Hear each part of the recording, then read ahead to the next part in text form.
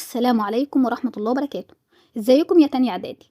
انا مس سارة ومكملة معاكم شرح منهج تانية اعدادي 2026، والنهاردة جاي راجع لكم على موديل دو عشان امتحان شهر نوفمبر. في البداية وزي ما انتم متعودين معايا في فيديوهات المراجعة، الفيديو عندنا هيبقى مقسم لجزئين.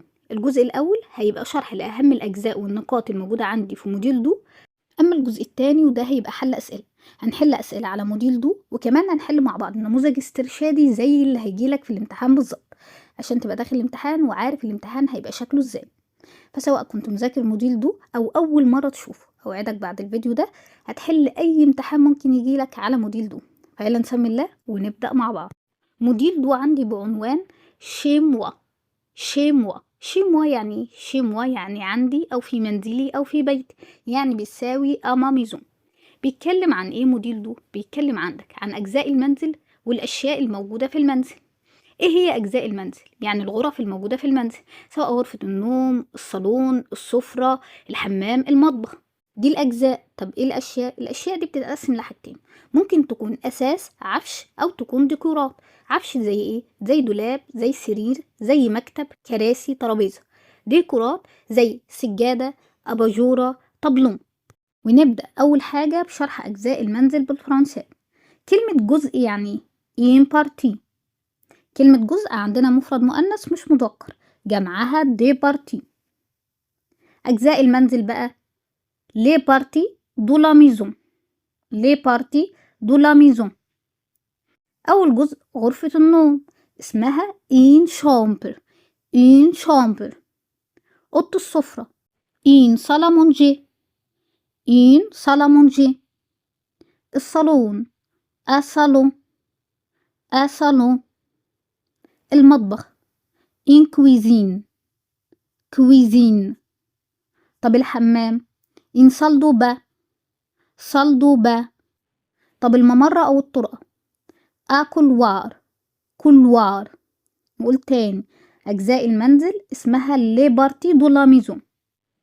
إن شامبر، إن صالة مونجي، صالو، إن كويزين، إن صال دو با، كولوار. وبيجيب لك على النقطة دي دايما سؤال في المواقف يقول لك كيسكو إليا دون تا ميزون. كيسكو إليا دون تا ميزون. ماذا يوجد في منزلك؟ هتقول له ايه بقى؟ هقول له دون ما ميزو، في منزلي. إليا يوجد، ممكن اقول تروا شومبر، 3 غرف نوم. أصالو صالون. إن كوزين مطبخ. ايه إن صال دوبا وحمام. ونيجي لتاني جزء وهو الأساس والأشياء الموجودة في المنزل. كلمة أساس اسمها أمابل. مابل جمعها دي مابل. خد بالك كلمة أساس جمع مذكر. طب شيء ان اوبجي جمعها ديزوبجي، برضو جمع مذكر. طب كلمة ديكور اسمها ان ديكوراسيون، ودي مفرد مؤنث. وطبعا الأساس والأشياء اللي موجودة مثلا في أوضة النوم غير اللي موجودة في السفرة غير اللي موجودة في الصالون، فهنمسكهم مكان مكان. أول حاجة شومبر، غرفة النوم. هيقول لك هنا ايه؟ كيسكو إليا دونتا شومبر، ماذا يوجد في غرفة نومك. أو ممكن يقول كل مابل إليا دونتا شومبر، ما الأساس الموجود في غرفتك. هتقول له إيه بقى؟ هقول له دوما شومبر، في غرفتي. إليا يوجد. لو هنتكلم على الأساس هقول أول حاجة يوجد سرير آلي، دولاب إنارموار، مكتب أبيرو، كرسي إنشاز، أرفف للكتب. أرفف يعني ديزيتاجار. طب لو هنتكلم على الديكور مثلا، ايه اللي ممكن يبقى موجود في اوضتك؟ ممكن يبقى موجود عندي اتابي، سجادة. بوستي، بوستي اللي هو البوسترات اللي بنعلقها على الحيطة. ان لامب، اباجورة صغيرة اللي بنحطها على المكتب او بنحطها على الكومود جنبنا على السرير. نقولهم مرة كمان. ضم شامبر، في غرفتي. إليا يوجد. آلي سرير. إن أرموار دولاب. أبيرو مكتب. إن شاز كرسي. ديزيتاجير أرفف. أتابي سجادة. أبوستي اللي هو البوستر. إن لامب أباجورة أو مصباح. تاني مكان عندي السفرة. لو بيقولي كيسكو إليا دون لا سال مونجي، ماذا يوجد في غرفة الطعام اللي هي أوضة السفرة. هقول له إيه اللي موجود في أوضة السفرة؟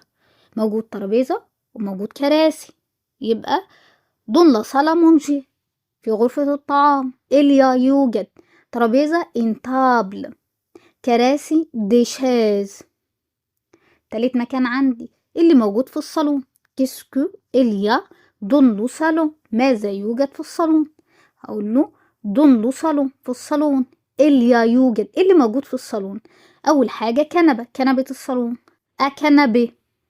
وكراسي شيز برضو يا مس، لا، كراسي الصالون أو الأنتريه مش اسمها شيز. أنا عندي نوعين من الكراسي، كراسي اللي هي زي كراسي السفرة أو كراسي السناتر، دي اسمها شيز. أما الكراسي التانية اللي بتبقى بمسندين دي اللي هي زي كرسي الأنتريه أو كرسي الصالون، دي اسمها فوتوي، فوتوي. يبقى أنا عندي في الصالون فوتوي، لكن في السفرة شيز. يبقى أكنبي ودي فوتوي. وممكن نحط إيه كديكور؟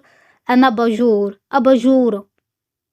نقول تاني، لو بنتكلم على أوضة السفرة هنقول إيه؟ هنقول إليا إن تابل، يوجد ترابيزة، دي شيز كراسي. لكن لو بنتكلم على الصالون اللي موجود أكنبه، كنبة، دي فوتوي، كراسي بمسندين، أنا باجور، أباجورة. لسه في أماكن عندي في المنزل، أيوة لسه عندي مكانين. عندك إيه؟ عندي المطبخ وعندي الحمام، فبنقول كيسكو إليا دون لا سال دو با، ماذا يوجد في الحمام؟ اللي موجود عندي في الحمام؟ موجودة عندي 3 حاجات، لافابو، لافابو حوض، une douche، une douche، الدوش، وإن بانيوار، une بانيوار، بانيو. يبقى أنا عندي في الصالدوبة في الحمام موجود لافابو حوض، دوش دوش، بانيوار بانيو. طب والمطبخ؟ كيسكو إليا دون لا كويزين، ماذا يوجد في المطبخ؟ هقول له إيه؟ يوجد بوتاجاز وتلاجة. دون لا كويزين، في المطبخ. إليا يوجد إن كويزينيار، كويزينيار بوتاجاز. أفريجو، أفريجو تلاجة.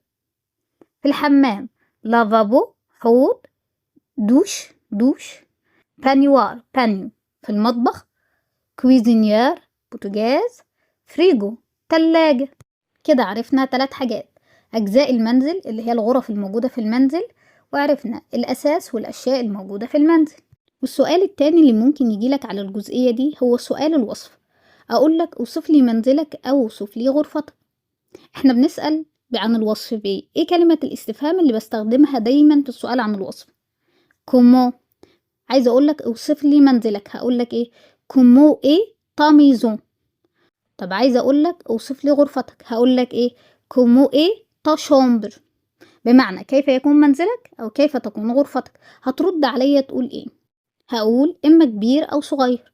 الصفة كبير يعني جرون، والصفة صغير بيتي. عندك كلمة المنزل وكلمة غرفة الاتنين مؤنثين، فلازم أنث جرو بيتي، فأقول إلي جراند أو إلي بيتيت، هي كبيرة أو هي صغيرة. أما الجزئية اللي بعد كده عندي وهي إيه الأنشطة اللي بعملها في كل جزء من أجزاء المنزل، يعني كل أوضة من أوض البيت بعمل فيها إيه. نبدأ أول حاجة بأوضة النوم، دون لا شومبر. بنعمل إيه في الأوضة؟ بننام، فيرب ينام يعني دورمير، فبنقول أندور، ننام. تاني مكان الصالون، دون لو صالون، في الصالون بنعمل إيه؟ بنتفرج على التلفزيون، اون روجارد لا تلفزيون. طب تالت مكان أوضة السفرة، دون لا صال أمونجي، بنعمل إيه؟ بناكل، بنتناول الطعام، اون برون لي ريبا، نتناول الوجبات، أو اون مونج نأكل. رابع مكان المطبخ، دون لا كويزين، في المطبخ بنعمل إيه؟ بنطبخ أو بنجهز الوجبات، اون بريبار لي روبا، بنعد الوجبات. خامس مكان الحمام، دون لا سال دو با، بنعمل إيه؟ عندي تعبير اسمه فار ساتوالات، وده معناه يقوم بالعناية الشخصية، يعني بيغسل وشه، يغسل سنانه، يهندم نفسه، دي أمور العناية الشخصية.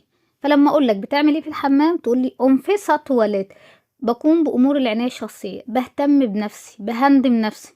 نقولهم تاني كلهم. دون لا شامبر، في اوضة النوم بنعمل ايه؟ اون دور، ننام. دون لو صالون، في الصالون. اون روجارد لا تلفزيون. دون لا سالا مونجي، في اوضة السفرة. اون مونج او اون برون لي ريبا، ناكل او نتناول وجبات. دون لا كويزين، في المطبخ. اون بريبار لي روبا، بنعد الوجبات. دون لا سال دو با، في الحمام. اون في سا تواليت، بنقوم بامور العناية الشخصية. وننتقل بعد كده لحروف جر الاماكن. عندي حروف جر بسيطة وحروف جر مركبة. من اسمهم بسيطة يعني حاجة بسيطة، بسيطة يعني مكونة من كلمة واحدة بس. طب مركبة مكونة من أكثر من كلمة. تاني، عندي حروف جر بسيطة وحروف جر مركبة. ايه الفرق بين الاتنين؟ البسيطة بتتكون من كلمة واحدة بس، والمركبة بتتكون من أكتر من كلمة. نبدأ أول حاجة بحروف الجر البسيطة. عندك كام واحدة؟ عندك 6. ايه هما؟ سير، سير، على. عكسها سو، سو، تحت. دوفون، دوفون، أمام. عكسها دريار، دريار، خلف. أونتر، بين، أونتر. دون، في أو داخل. دون، في أو داخل. نقولهم تاني.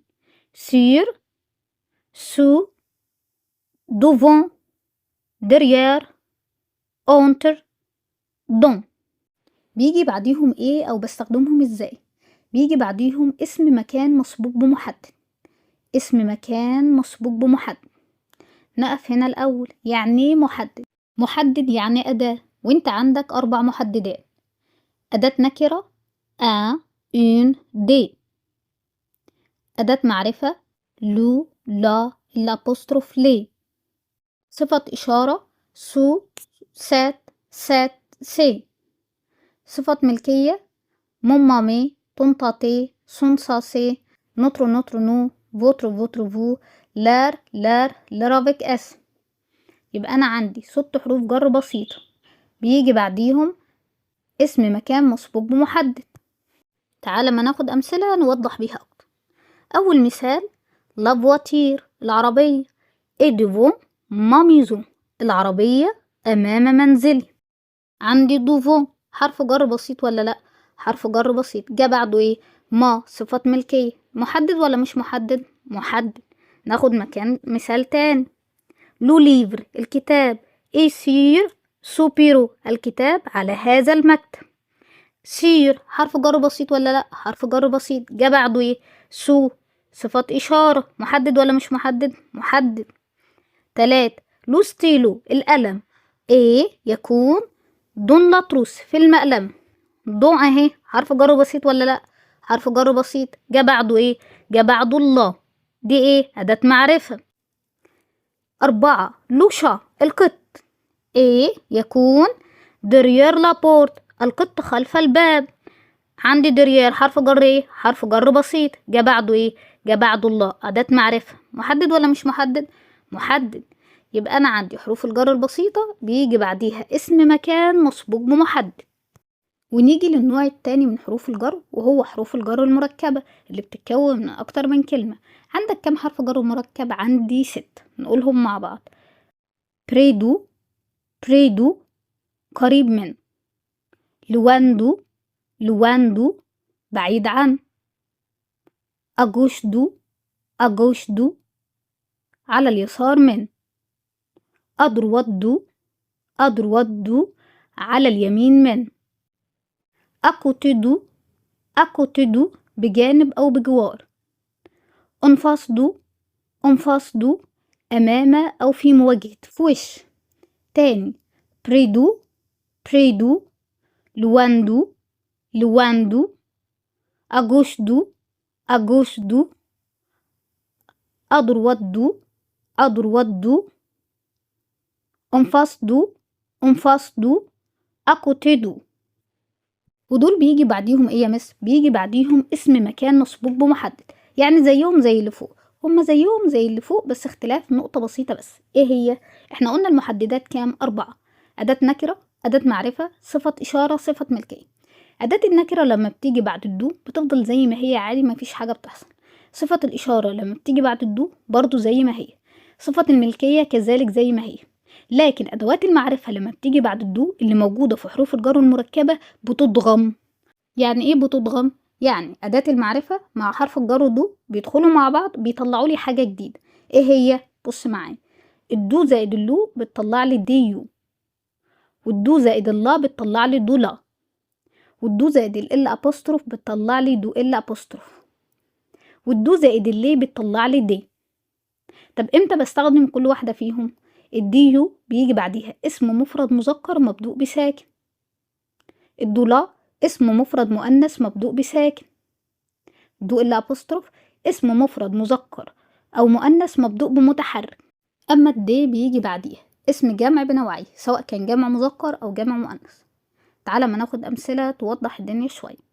المثال الاول: لو ساك الشنطه ايتا كوتي دو لا تابل، الشنطه بجوار او بجانب الترابيزه. بص على المثال التاني: لو ساك ايتا كوتي دو ان تابل، الشنطه جنب ترابيزه. إيه الفرق بين الاولاني والتاني؟ انت عندك في اللي فوق حرف جر مركب اللي هو اكوتيدو، والتاني حرف جر مركب برضو اللي هو اكوتيدو.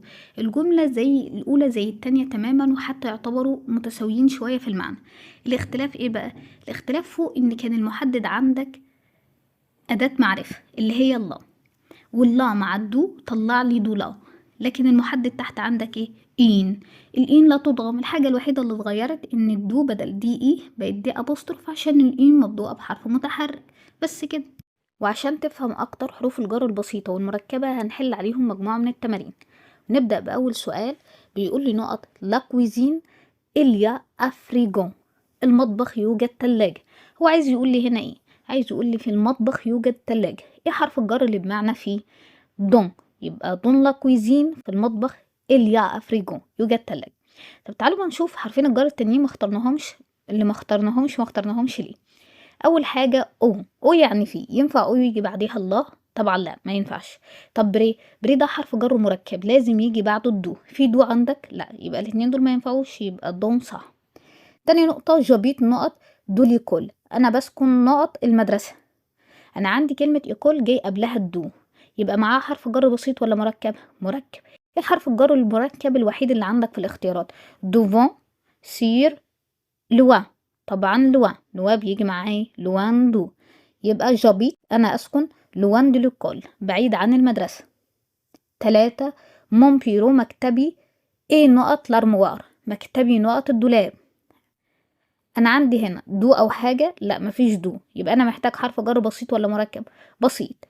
ايه اللي عندي البسيط؟ عندي اونتر وعندي دوفون. اونتر يعني بين، لازم اونتر يجي بعديها مكانين، يبقى اونتر ما تنفعش. دوفون يعني دوفون يعني امام. اقول مون بيرو مكتبي امام الدولاب، تنفع؟ ايوه تنفع. يبقى مون بيرو اي دوفون لارموار امام الدولاب. 4 ليكول المدرسة ايتا نقط دو مجازان. انت عندك هنا الاه. ايه حرف الجر اللي بياخد معاه الاه اللي بيجي قبل الاه؟ هي ايه؟ اكوتي دو. يبقى ليكول اتاكوتي دو مجازا، المدرسة بجنب المحل.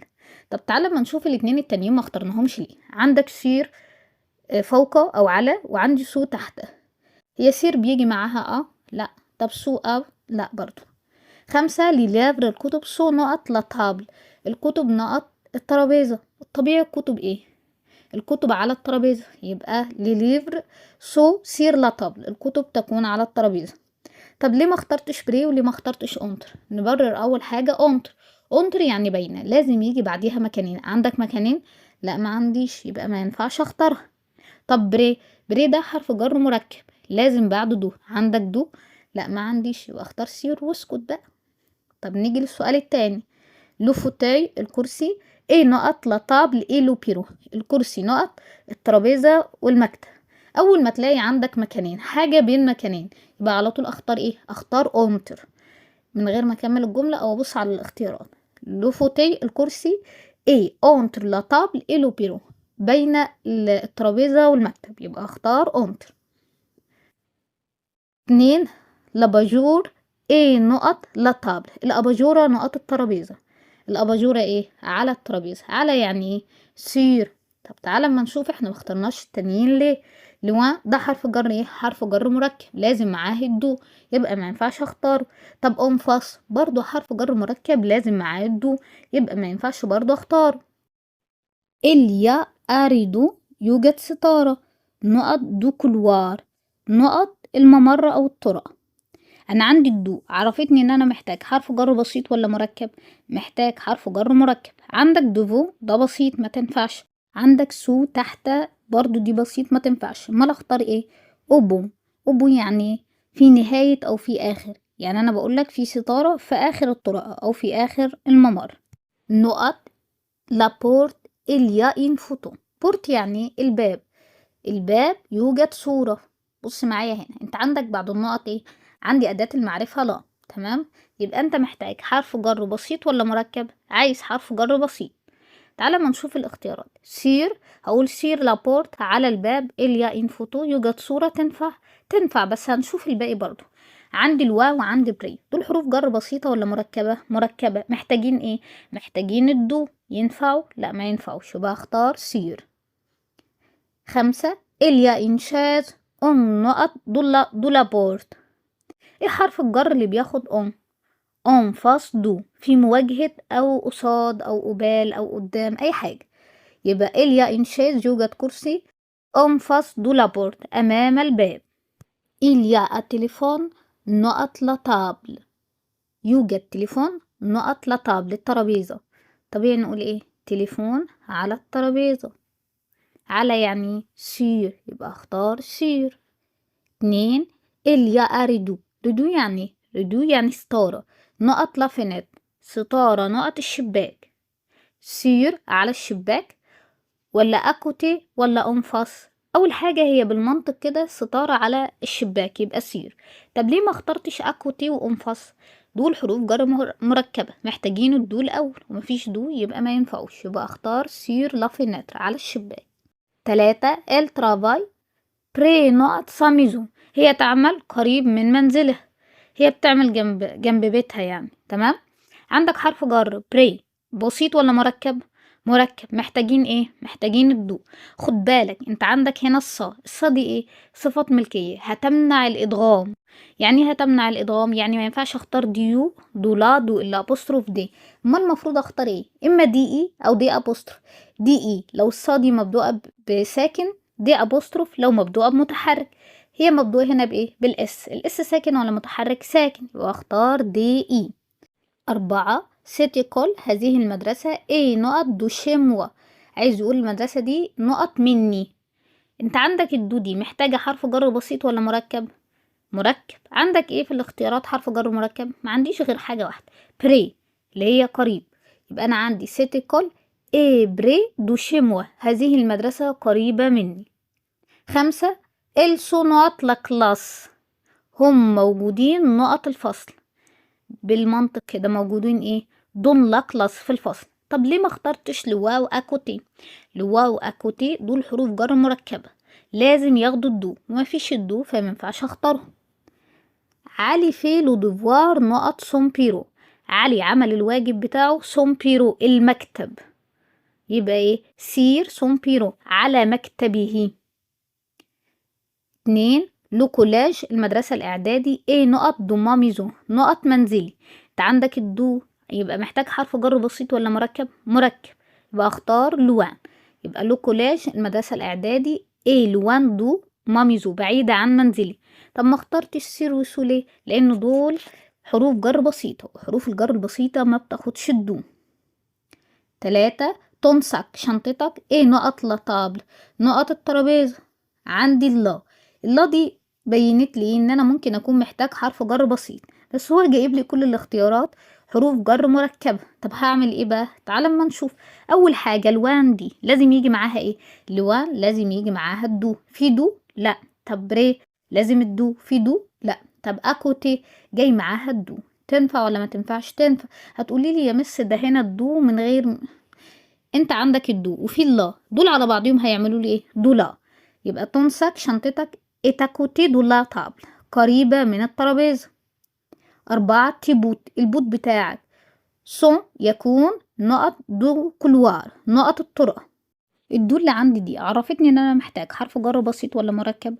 عرفتني ان انا محتاج حرف جر مركب. عندي حرفين جر مركبين بس في الاختيارات، عندي بري وعندي اوبو. بري يعني ايه؟ قريب من. واوبو يعني في نهاية. هقول البوت في نهاية الممر اللي هي في نهاية الطرقة ولا قريب من؟ طبعا في نهاية. 5 ميلافر الكتب. سو نقط لزيتاجير، تكون نقط الأرفف. تكون عليه، تكون ايه؟ مفروض اقول تكون على الأرفف، حتى وانا جايه اترجم قلتلك بالغلط تكون عليه، مفروض تكون على الأرفف. على يعني سير، يبقى ميلاف سو سير لزيتاجير، على الأرفف. طب تعالى اما نشوف الباقيين ما اخترناهمش ليه. عندي اكوتي وعندي انفس، دول حروف جر بسيطة ولا مركبة؟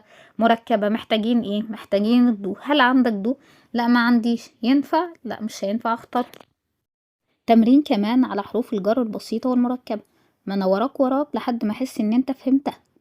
اول نقطة، لو فريجو التلاجة. ايه نقط لا كويزين، التلاجة نقط المطبخ. هي مفروض ايه؟ التلاجة في المطبخ. في يعني دون اللي هي الاولى. طب تعالى ما نشوف، ما اخترناش الاتنين التانيين ليه. انا عندي اللا دي يبقى محتاجة حرف جر بسيط ولا مركب؟ بسيط. تنفع لوا؟ لا اصلا لوا جاي من غير الدو ما تنفعش. طب اكوتي برضو من غير الدو ما تنفعش، يبقى هختار دون. 2 منكوبة صديقي ابيت نقط دو شموة، يسكن نقط مني. انا عندي حرف الجر دو، ده عرفني ان انا محتاج حرف جر بسيط ولا مركب؟ محتاج حرف جر مركب. تعالى ما نشوف مين المركب اللي عندي. اول حاجة سير دي مش نافعة لان ده حرف جر بسيط. اتبقى عندي 2 لوا واتبقى عندي بري، بس الوا جايبه معاه شله وهي جايه. لوان دولا، ينفع اقول لوان دولا دو شيموا؟ لا انا كده قررت الدو مرتين ما تنفعش، يبقى هختار بري.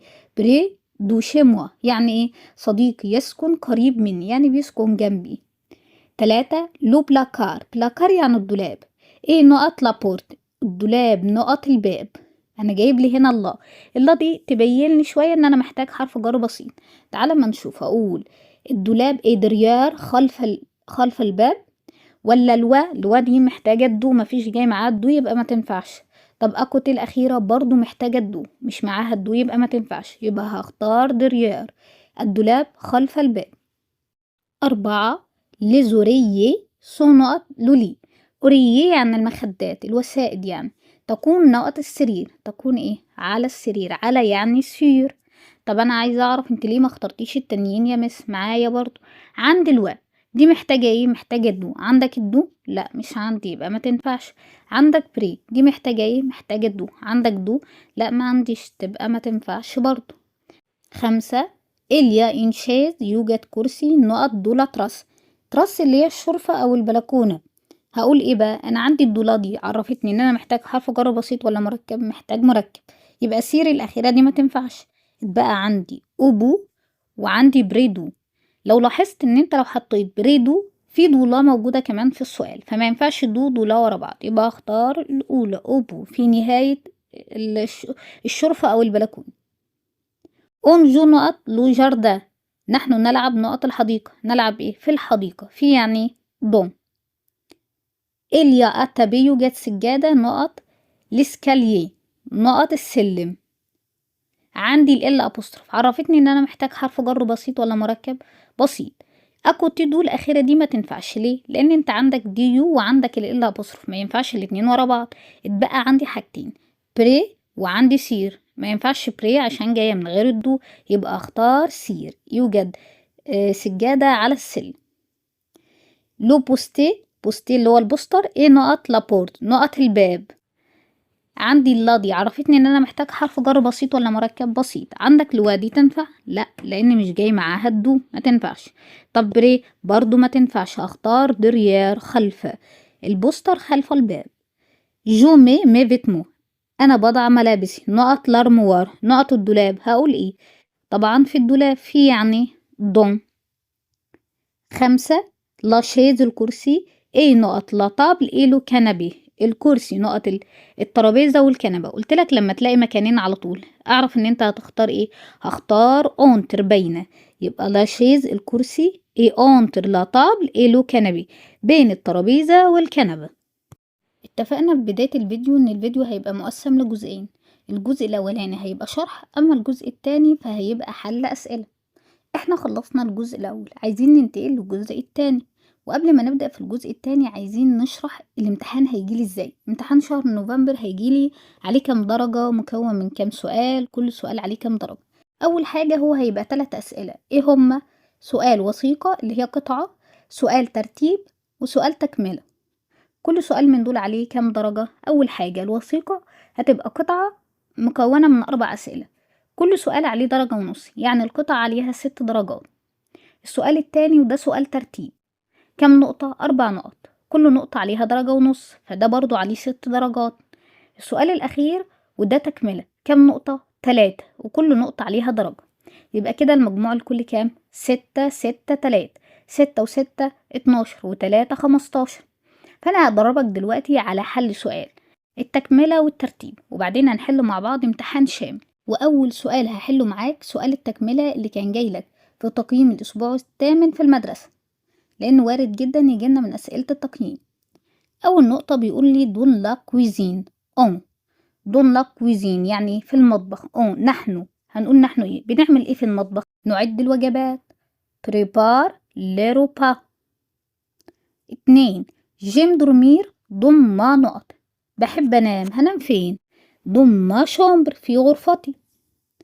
3 دون زيم ميزون اليا دي نقط في منزل، اليا دي نقط يوجد دي ايه؟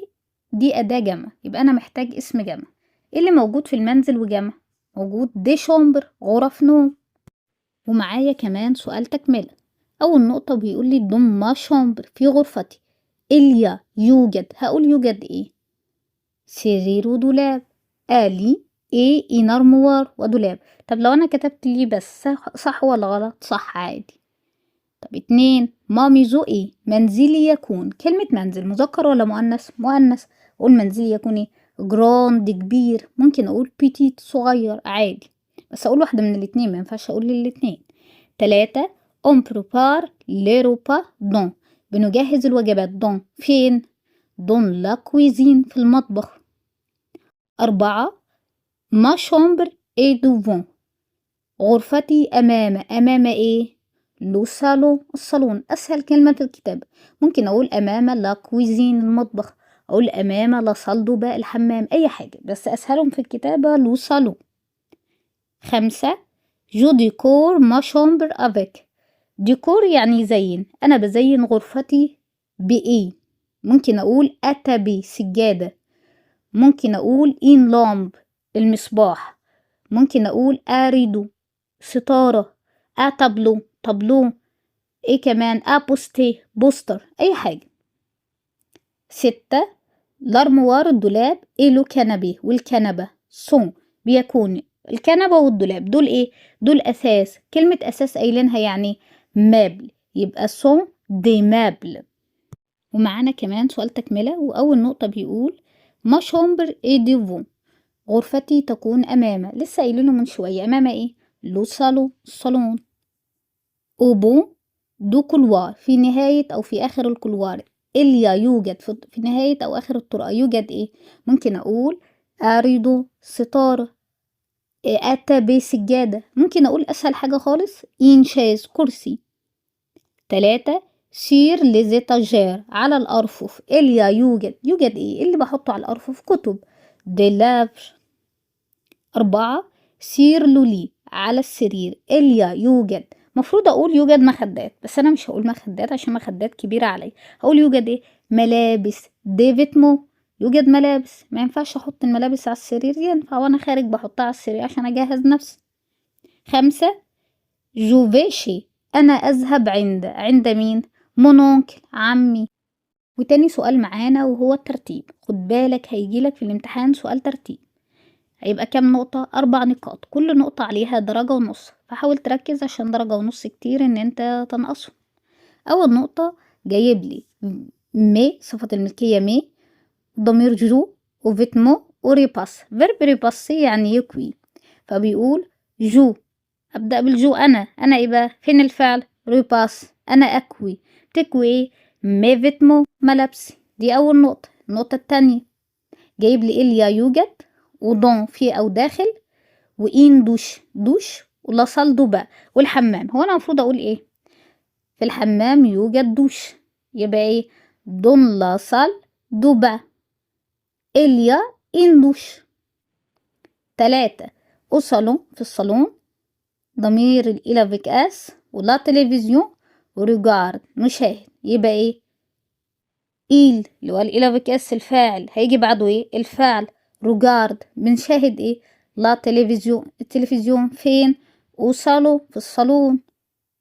4 فيرب أشتي يشتري، جري رمادي، ضمير جو، أنا أتبي سجادة، يبقى أنا اشتريت سجادة، أنا يعني جو. الفيرب أشتي يشتري جشات، أتبي جري، اشتريت سجادة رمادية. وكمان سؤال ترتيب، وأول نقطة جايب لي فيرب اتر اللي هو ايه، وابارتمون شقة، ونوتر صفة ملكية، وبيامي بلي يعني مفروش بالعفش كويس. اول حاجه هقول ايه؟ نوتر، هو ملونها لي نوتر. نوتر ايه؟ نوتر ابارتمون شقتنا مالها ايه؟ بياما مبلي العفش بتاعها كويس. 2 جايب لي الضمير جو، والوا بعيد، ليكول مدرسه، ابيت يسكن، ودو. اول حاجه هبدا بايه؟ جو. انا ايه بقى؟ الفعل ابيتي، جابيت انا بسكن فين بقى؟ لوان بعيد، لازم لوا يجي بعدها ايه؟ الدو. لوان دو، لوان دو ايه؟ لكل. انا بسكن بعيد عن المدرسة. 3 جايب لي فيرب اتر، وكومو كيف، وشومبر وغرفة، وتا صفة ملكية، يبقى هو عايز يقول لي كيف تكون غرفتك، او وصف لي غرفتك. كومو ايتا شومبر. 4 افيك موا معايا، فادي، أكلب النادي، فا يذهب، يبقى ايه؟ هبدأ أول حاجة ايه؟ فادي. فادي ماله؟ فا يذهب. أكلب إلى النادي، افيك موا معايا. 5 لار صفة ملكية، جرون كبير، جاردة حديقة أو جنينة، ايه اللي هو فيرب اتر. هبدأ أول حاجة بإيه؟ لار ايه؟ لار جاردة، جنينتهم اللي هي الجنينة بتاعتهم مالها ايه؟ جرون، تكون كبيرة، جنينتهم كبيرة. كده أنا ضربتك على سؤالين، سؤال الترتيب وسؤال التكملة. متبقي بس سؤال الوثيقة هو اللي ما اتدربناش عليه. فحل معاك دلوقتي امتحان شامل على شهر نوفمبر، فتعالى نسمي الله ونشوف الامتحان الشامل بيكون قد ايه وبيتحل ازاي. والسؤال الأول عندي وده سؤال الوثيقة، هنقرأ الوثيقة مع بعض ونترجمها وبعدين نحل الأسئلة. عندي إيميل من ولد اسمه علي بيقول جابيت نونزين جروند ميزون، بسكن في بيت كبير. ضم ميزون في منزلي، إليا تروا شومبر يوجد 3 غرف نوم. إنسالدوبا حمام، إن تواليت حمام برضو. إيه الفرق بين التواليت والصالدوبا؟ التواليت ده حمام صغير بيبقى فيه قاعدة تواليت بس، لكن الصالدوبا ده الحمام الكامل اللي هو بيبقى فيه الحوض والبانيو وقاعدة التواليت. ايه السيجور؟ السيجور اللي هي غرفة الليفينج روم اللي هي غرفة المعيشة. اليا أسي الصالون يوجد أيضا صالون، ايه إن صالة مونجي وأوضة سفرة. اليا أسي إن جراند كويزين، وعندنا كمان مطبخ كبير. الونتري في المدخل، اليا جرون كولوار موجود، جرون كولوار ممر كبير أو طرقة كبيرة. دونسير جاردة بتطل على حديقة. في الآخر قال لنا عليه. نيجي بقى للأسئلة، وأول سؤال بيقول لي روبون بار وي أو نو، جاوب بأيوة أو لأ. avec une phrase complète، بس بجمل كاملة. يعني مينفعش أقول وي واسكت أو نو واسكت، لازم أكمل الجملة. نيجي لأول جملة، بيقول لي اسك علي أبيت تنزين بيتيت ميزو، هل علي يسكن في منزل صغير؟ أيوة ولا لأ؟ طبعا لأ، نو.